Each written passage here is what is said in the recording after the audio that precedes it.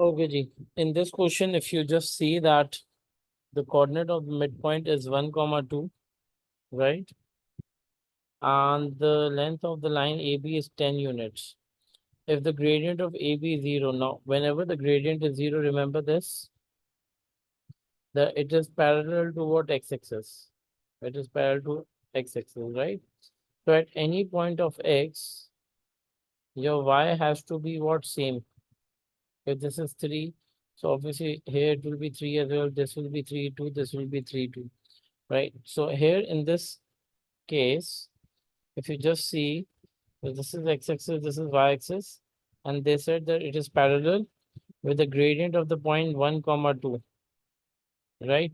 So if the gradient of the point is 1, comma 2, I can easily say that on the right hand side, it will move 5 units, and on the left hand side, it will move 5 units as well because the length is 10. Noting that at this point, let's say this is B and this is A.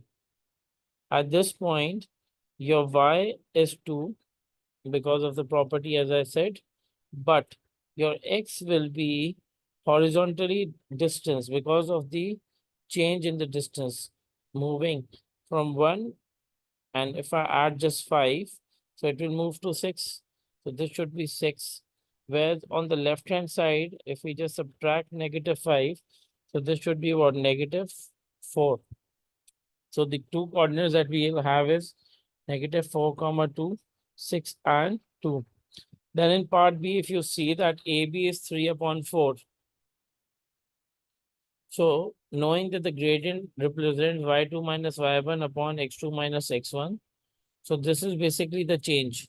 Since this is positive, the line will be inclined towards right, noting that this is 1, comma 2, right?